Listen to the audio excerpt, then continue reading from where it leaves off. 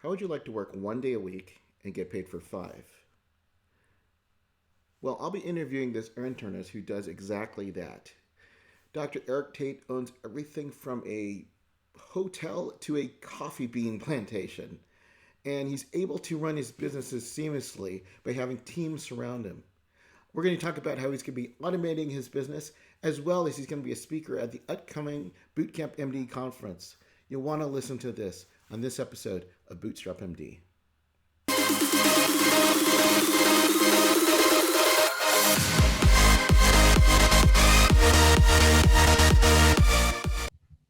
Hey guys, this is Dr. Mike Wiming. Welcome to another episode of Bootstrap MD.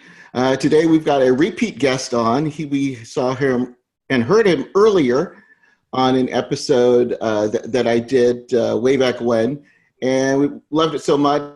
Got you guys' feedback. We're having him on again, and I'm also excited to have him one of our speakers, our upcoming Bootcamp MD that's coming up in early October 2019. So first off, I want to welcome Eric Tait to the call. Eric, how are you doing? I'm great, Mike. I'm great. Great to be back on again. Looking forward to the conference in October and coming back down and speaking to all the physicians who will be in attendance. We'll get hopefully some more East Coast participation this time. East Coast is going to represent. So before I have you go in and tell about your story, because it is an incredible entrepreneurial story. Eric is a semi-retired internist. You're still working. You're still seeing patients, right? I mean, it keeps dwindling down. No, it's still 1 day a week. So I'm still in the office 1 day a week, and we'll go in other days if need be if someone can't come in on that Wednesday. Okay. He currently lives in Houston. He's a native of Mount Vernon, New York. He attended Baylor College of Medicine and Rice University, doing a dual degree in MD and MBA. And he is a board certified internist going from the UTMB Galveston. And he's also the president of Vernonville Asset Management, which is an investment firm that helps individuals gain access to private investment opportunities that create passive income and or capital gains while avoiding the volatility publicly traded stock and bond market. You may have also heard of him from his podcast, which is The Physician's Road. And that's a place where physicians can create their lives in medicine on their own terms by focusing on 5 key areas. So we've got wealth creation, professional practice management, health, external relationships, and personal development. He's married, 2 kids, enjoys traveling, and he was one of our speakers that really kind of resonated with our audience because they're like, is this guy really human? Is he really doing all those things that he's doing? But he is. I pinched him, and I know that for a fact. So Eric, again, thank you again for coming on the call today. No, thank you. No, I promise you, I am human. I have all the foibles and failings of everyone else. I just tell people it takes a lot of practice, a lot of dedication, and a lot of help to make it look easy. And ultimately, I've been the beneficiary of learning from others, and in terms of kind of how to kind of create a life that you get paid to live. And so, I'm not there completely there yet. It's always a work in progress. It's just like medical practice. We're always practicing to improve what it is that we're doing, whether it be on the business side or on the physician side. Now, Eric, so in the last podcast that we had you talk about, your different businesses and how you got started in medical school. But what I wanted to do is kind of take a step back, because often I know when I'm interviewing physician entrepreneurs, it usually doesn't start in medical school. Either something early on, whether it be in high school, or maybe they had a family that was entrepreneurial that really kind of gives them the impetus to actually start a business. So where did it start from you? How did you get your entrepreneurial journey, your physician's road, so to speak? So for me, let's just say my parents were frugal. And so what that meant was there was a certain amount of money that they were going to put towards whatever I needed. And back in the day, I was one of those people who wanted the latest fashions or whatever those things were. And so with frugal parents, and that's I'm being nice with that term, they said, well, we're going to pay this amount. So anything you want to add to that to buy whatever it is you want, go ahead and make that happen. And so I was always one of those kids that almost always had money in my pocket. So I want to say the first paid job I had was probably at 9 years old. My mother was on the board of an art gallery in Mount Vernon, and I was the maintenance engineer. So I would paint, I would clean toilets, I would set up for the galleries, I would lay out the food. I would do kind of whatever the gallery needed for an underage person to do, and they would pay me money to be able to do that. I also was kind of the neighborhood kind of everything, right? So if when it was winter, it was shoveling snow. If it was summer, it was cutting lawns. So from an early age, I would always leverage my labor to get paid. And at that time, you don't really understand the difference between kind of a service-based business and an operating business. So if I had really been a mogul, I would have been hiring my friends and taking a cut of it and me not doing the work. But again, you come to those things over time. And so all through elementary school, junior high school, we started throwing parties little bit in high school. Those weren't necessarily huge money makers, but we at least began the process of learning kind of how to get out there and how to market and how to kind of satisfy the needs of kind of a clientele, whatever that clientele would be. So from a very early age, my parents encouraged me to kind of go out and, do whatever you want to make money. Fine. They would call their friends and say, hey, Eric's around to do this. And the one good thing that I always had is I always had a work ethic. And I always went above and beyond in terms of whatever work I was doing. So it was relatively easy. My parents had no qualms about hiring me out because I wasn't a lazy kid in that way. And I would reflect well upon them if they were willing to kind of put me out there. So I guess we can stop there from the earliest age, and we can get to kind of college if you want to at that point. So question. So maybe your high school experience different from mine, but usually when I went to a party, money making was usually the main goal at these parties. That's all I'm gonna end it with that. What do you mean that you had a business making parties? Well, just throwing parties, right? Because so I went to high school in the Bronx, right?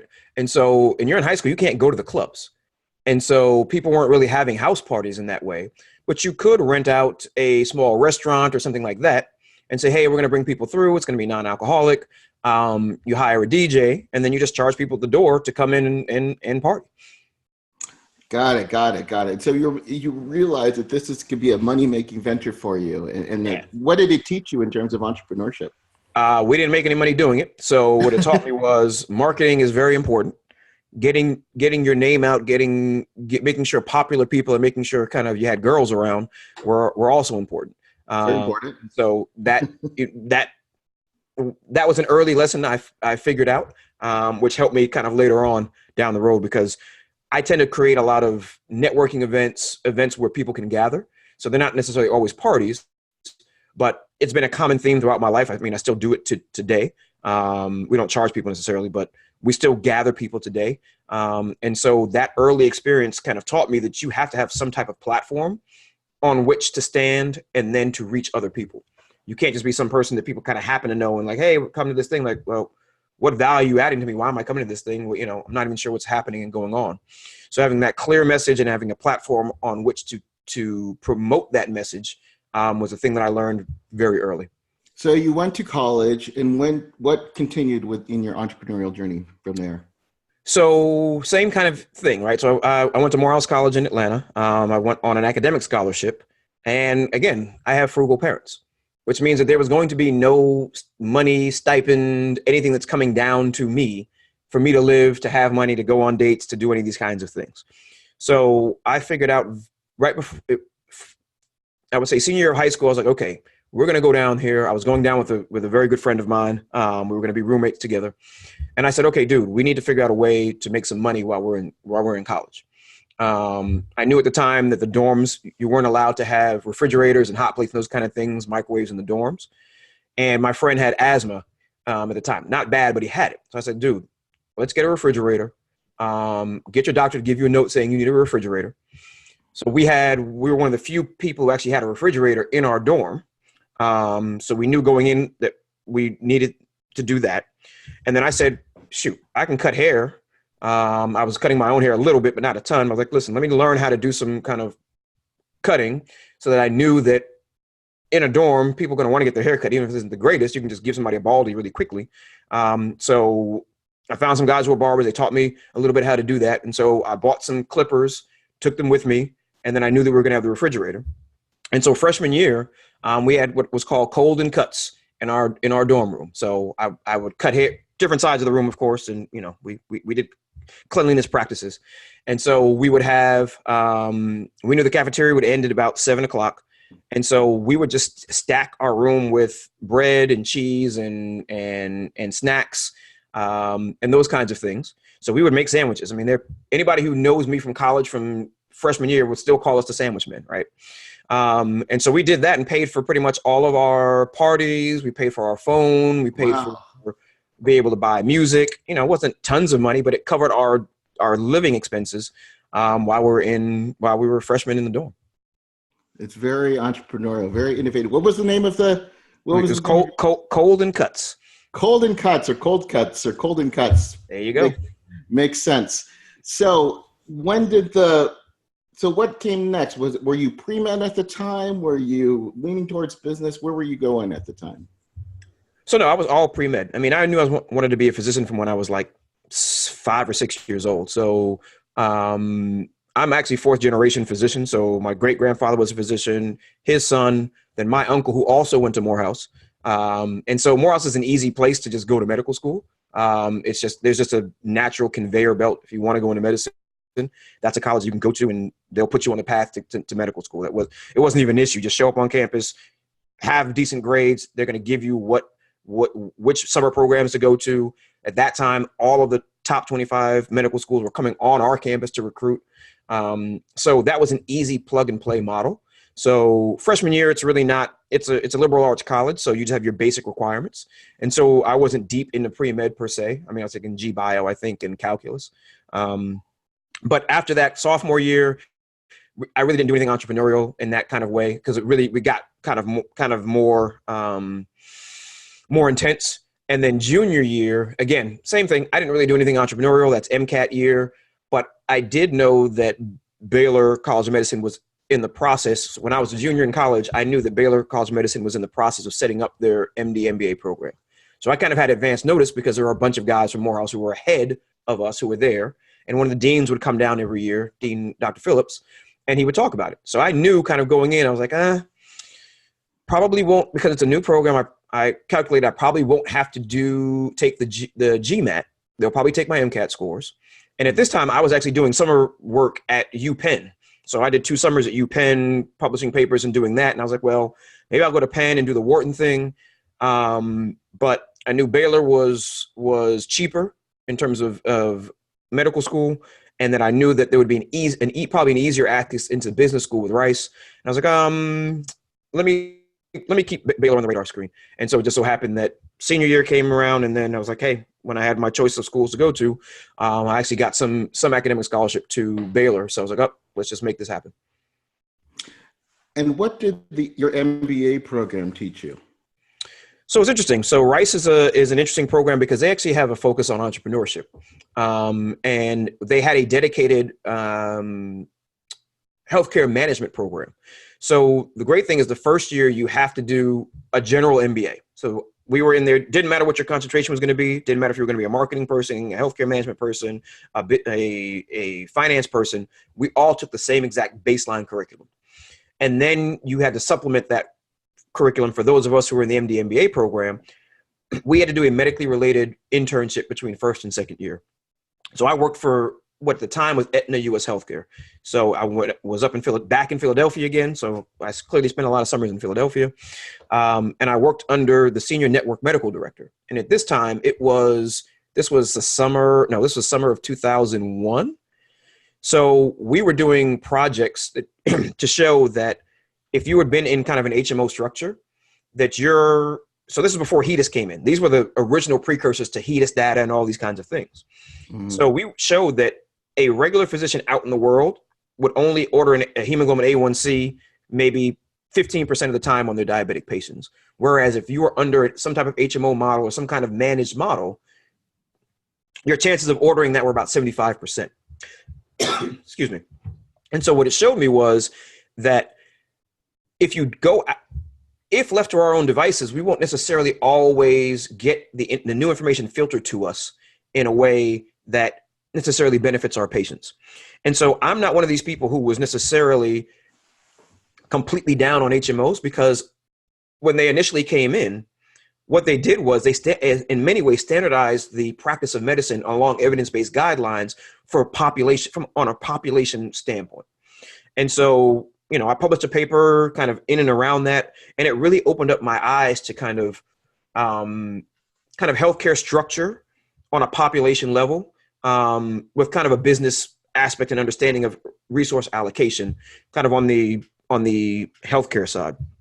On the just general business side, I was a biology major coming out of college. I had never taken a business course. I had never done any of those things. So I was learning a whole new language. And what it taught me on the business and investing side, because I was clear, I went to business school to learn how to invest my own money. I wasn't there to necessarily learn a bunch of theory. I was like, I'm going to learn his healthcare management thing. I'm going to learn how to invest my own money to start with. And so, during that time, it was the big company in the city and the big company recruiting out of our school was Enron, right? And so first class I ever did, financial accounting, summer of 2000, we do Enron's books for 97, 98, and 99. And I will never forget the professor, Bala Duran, was circling, and each of those years, Enron had not made any money from their core operations. And he said the IRS could literally call this company a hobby. And literally that was the week I sold every stock, bond, mutual fund that I had ever owned in life, and really have not been back to the public market since. Because once you understand how the sausage is actually made, you can know to kind of skip it in the buffet line. And so for me, it really taught me to really understand as an investor what it is that I want my money to do for me. Where do I want to ultimately place it? And what is an actual business? What is it designed to do? Because what Wall Street says is one thing, but when you take it from a personal level, right? It's your money. If I'm placing my money here, what is my personal expectation? Forget what other people are telling me. Forget what salespeople are telling me. What is this I want my money to actually do for me? And so I always joke that business school taught me what not to do and what not to invest in and what not to, like it taught me not to go into private practice initially, not necessarily what to do. And so I will always give credit for that. It was actually a negative mentorship in many ways. A negative mentorship.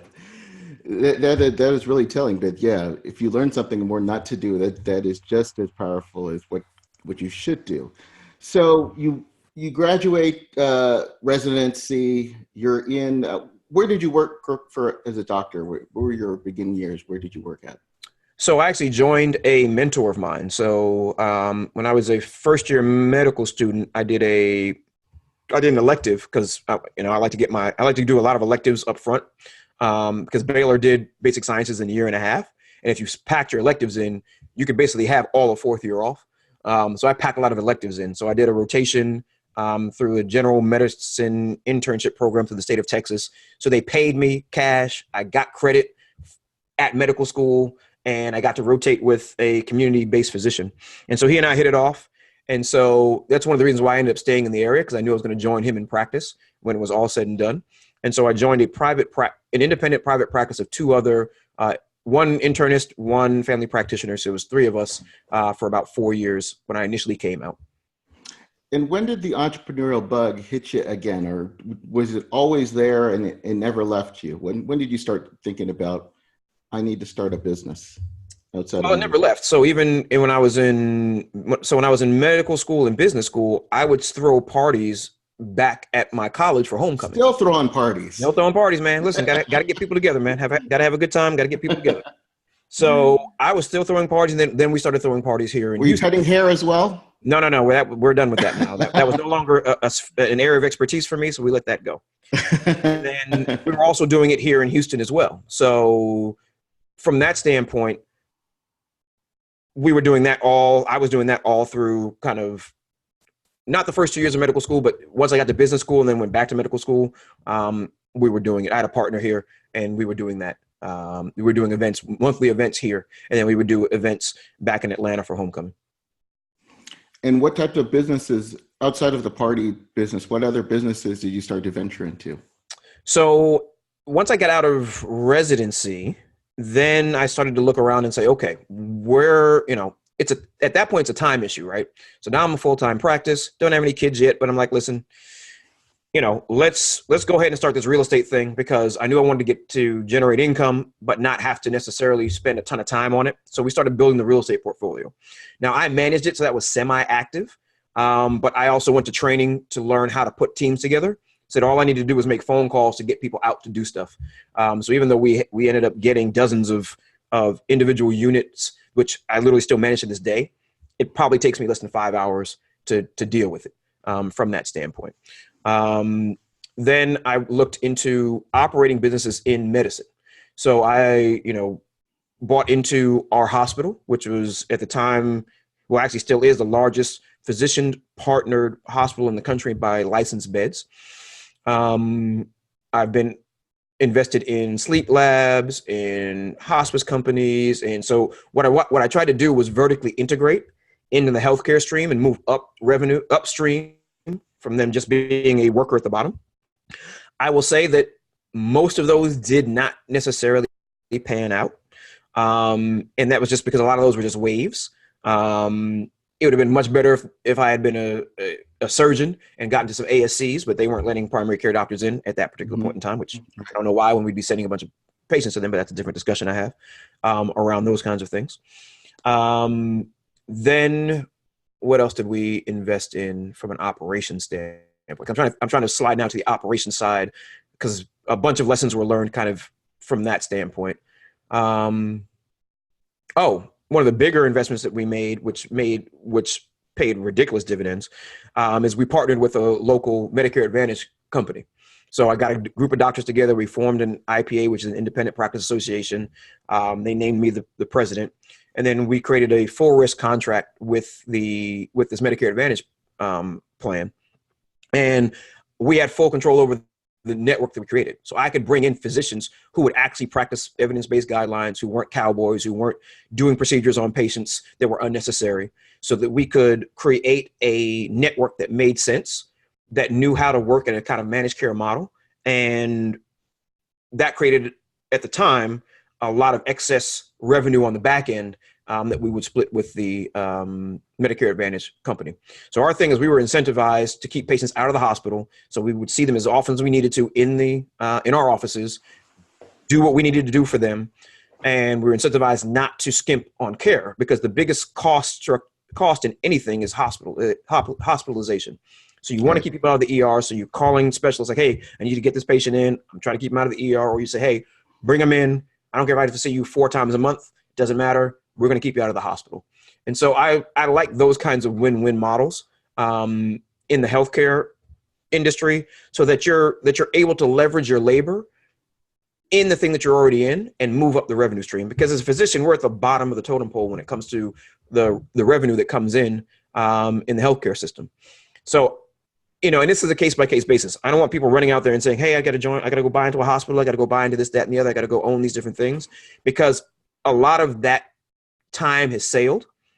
You have to take it very much on a case-by-case basis because the payment models are changing very rapidly. And so, my rule is almost always, if you're not going to get your money back in 1 to 2 years in healthcare, probably still need to stay away from it. And that's just kind of a generalization, rule of thumb, broad brush stroke for me. But people would have to take it on a case-by-case basis. So I'm not advocating running out and buying into all these different kinds of things, but you should always look at them and have somebody who's more experienced at least take a look at it for you to kind of say, hey, these are the pitfalls, kind of from that standpoint. What I'm hearing from you in all your different investments is you're going into areas that health, and I work with doctors, you work with doctors, and you see them and they want to invest in a restaurant or a dry cleaning business, usually something they don't know anything about. You seem to go into areas where you've done your research and study it. Are you seeing the same thing that I'm seeing? Because I know you work with physician investors as well. Yeah, absolutely. And so what I tell people is, what I try to advise our investors and advise physicians around is, there's nothing wrong with going into things that you don't have expertise in. What you have to have expertise in is choosing partners and choosing operators, right?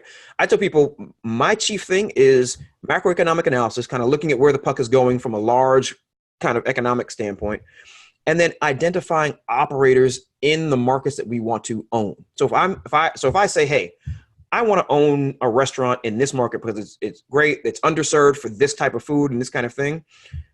I'm not going to find a new chef and put something around it. I'm going to find a restaurateur who's looking to expand, who has a proven track record, some P&L statements, a full business plan, consultants that they have already brought in, rendering that they have ready. Like, hey guys, we're about to go do this. We just need some capital to come in. And then that's what we're going to go help them do, is put the capital on it from that standpoint. And so the way we look at the world is market, team, asset. Asset is the least important thing there is. The market is going to tell you what is needed, and then you have to go find a team who can actually fix the problem that the market has, and that's the asset you're ultimately going to own. And so anybody who's been to any of my presentations knows that it's market, team, asset.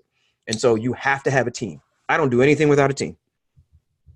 So, and that's what I want to get into, and that's actually one of the reasons that I have you speak at Bootcamp MD is to talk about building a team and basically, I know you've automating a lot of things. You're not all there yet. You told me that, but you have, it's not just you doing everything on there.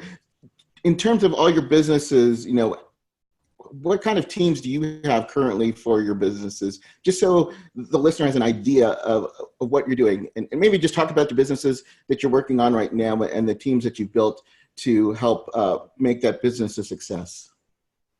All right. So I'll start with the investment side of things. So we have my investment firm. So we don't charge management fees on our funds. So I don't have just capital that rolls through for me to be hiring a bunch of people at my level. So we use a virtual assistant who schedules kind of calls for me to speak to people who are interested. Then we push everything down to the fund level for teams because that's already built into the business model.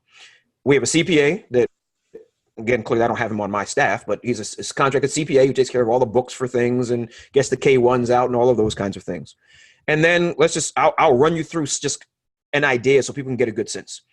We own specialty coffee plantations in Panama. We have 100 workers in an international farm company that runs coffee and chocolate. I don't know any of their names. I don't know any of it.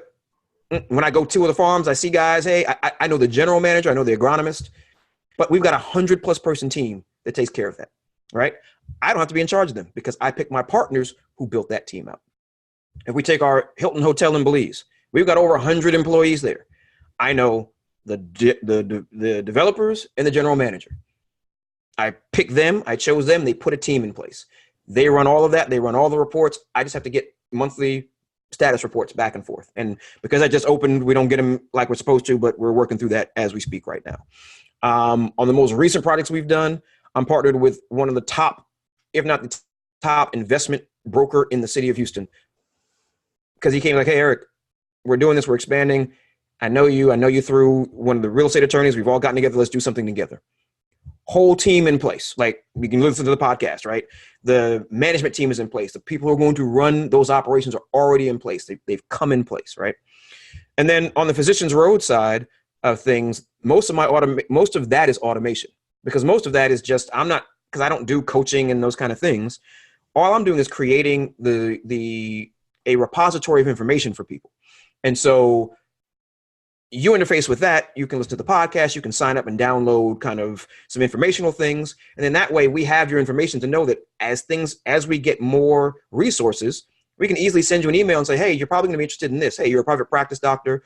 Hey, this person helps with practice marketing. This might be something that you want to look at. But that happens through my CRM system and through the website, which are integrated. So with the Physicians Road side of things, it kind of runs itself. Occasionally I'll get an email every now and again. And so really all I do there is really create content on the podcast side of things from that standpoint. And if I wanted to, I could outsource that as well. Literally, I can make the content. I still edit my podcast, but I could outsource that next, right? If I ever decide to really monetize the Physicians Road and there happens to be a revenue stream that's coming through that on a regular basis, I might offload all of that as well. But I actually like doing kind of editing because it's one of the few creative things I get to kind of do. And kind of all this money thing and kind of left brain is one of the few right brain kind of creative things I get to do. So I might keep that. We'll see. You're still creating, you're still connecting, you're still building teams. Thank you for sharing that kind of an insight of your empire, so to speak. But for the doctor who's listening is like, oh my goodness, it's amazing what Eric's doing, but I can't do that. I'm overwhelmed. I don't even know where to start to find a team. What advice would you give to someone like that? And there's a lot of us are like that. So the biggest thing is always getting super clear on what you're trying to accomplish, right? There's nothing like, there's always the analogy, right? If you're trying to get to Disneyland, don't talk to people who haven't been to Disneyland, right? The problem is someone will always sell you a solution to a problem that you may not have. So you've got Hmm. to firmly identify what it is you're trying to ultimately accomplish. If that takes you 3 months, 6 months, a year, look, it took me a year and a half to come up with the physician's road, to really ideate through what that was, because I had so many physician investors who would come back to me for other things. And I said, well, what's the most efficient way I can take of the things that I have in my head or I want to go and learn and leave it so that people don't have to keep coming at me necessarily. And again, I don't mind people emailing me and those kind of things. I'm not saying that, but it's just not efficient. Some people don't ever want to email me. There's like, hey, dude, I want the person you talk to. I want to get in contact with them. Cool. It's on the website, right? So what I tell people is to get really clear on what they're trying to accomplish and then why they're trying to accomplish it. And then again, why they're trying to accomplish that, and go really 5 layers deep on your why. Because if you really figure out that, oh, why do I want to do this? Because really, I just really want more time with my family. And you probably don't want to create a business. You just need other income streams, right? And so people oftentimes go down a pathway thinking it's going to lead them to Disneyland, realizing that no, that's not the pathway. You're literally creating yourself another job doing something else. So having a clear understanding first before you make any moves, before you take any action, because then once you're clear on what you really want, magically the people who can give that to you kind of appear, because now your brain is predisposed to seeing that. What you want to do is try to get rid of the shiny object syndrome, where you're not clear what you want, so everything looks good. But once you're clear, your decisions become very, very binary. Yes, it takes me to that, or no, it doesn't. It can be interesting. Don't get me wrong. Those other things that are no can be very interesting. You might circle back to them. But if your goal is X, only things that will take you to X are what are going to resonate with you. And so for me, the clarity is the most important piece, irrespective of anything else. Business, investing, marriage, whatever the case may be, right? Getting super clear is the first thing, then taking action steps around that clarity after that. Yeah, those are words of wisdom, and I really appreciate that because the why is the most important component. I see all these docs, they want to invest in, like, remember, Bitcoin or a franchise, and they don't even know why they want to do it. They just want to do something else. But what is the internal reason that you're actually doing it? So again, thank you, Eric. I know your time's valuable. You're wheeling and dealing. As soon as I get off this call, you'll be speaking at our event, Bootcamp MD, coming October 2019. And I know I'm putting you on the spot because we haven't really talked about it. What kind of what what kind of topics are you going to discuss for our group coming up in October? So I think you said you wanted me to speak around kind of automation and kind of, so I can do team building and automation. I can kind of put those two things together from that standpoint. And I think that's helpful. And again, this is more art than science, right? We are not always going to get it right. But what I would say is this: in a team building process, you have to trust. You're going to get burned occasionally, but more times than not, you're going to do well if you follow certain principles. And so at some point, you've got to kind of put yourself out there and trust that somebody's going to be able to do what they say they're going to do. And what I find is that, especially in the physician world, many of us are type A. So we're not willing to trust. We're always, if you want a job done right, you want to, and I'm sure most people have answered that for themselves. And see, for me, I no longer have that mantra. If I want a job done right, I want an expert to do it. And that's not going to be me, right? There's very few things that I want to be expert in. Everything else, I want people much smarter than me around me. And so do you get burned occasionally by somebody not doing what they say they're going to do? But yes, but I have by far had many, many, many, many more experiences where people did exactly what they said they were going to do and more than the one or two people who just screwed the pooch. And even if they screwed the pooch, there are ways you can put things around them to not get hurt quite as badly. So I think trust is kind of the big thing that people psychologically are going to have to get over when it comes to team building from that standpoint. Automation, you don't have to really trust so much, but really team building, trust is a big thing. And we'll end it at that. And again, you make things clear because, even for us as being as a doctor, getting us to that position, we didn't do it by ourselves. We had mentors, we had friends, we had family members, parents who got you, spouses, girlfriends, boyfriends, who got you to where you ought to be. And the same thing with the business. You can't build a business by yourself. It takes a network and it takes a team. Eric, thanks again for joining us. If they want to go and find out more information about you, where should our listeners go? Let's see. You probably could just Google me. That's probably the easiest, but you can always just email me, Eric, ERIC, at Vernonville, VERNONVILLE.com. Yeah, it's probably the easiest way to do it. Just Eric at Vernonville, VERNONVILLE.com. And again, Eric is going to be speaking with us at Bootcamp MD. And what I like about this event is that the speakers and the attendees are not isolated. Eric was at our last event. We're conversing. We're at lunch. We're talking afterwards. Really get to know each other.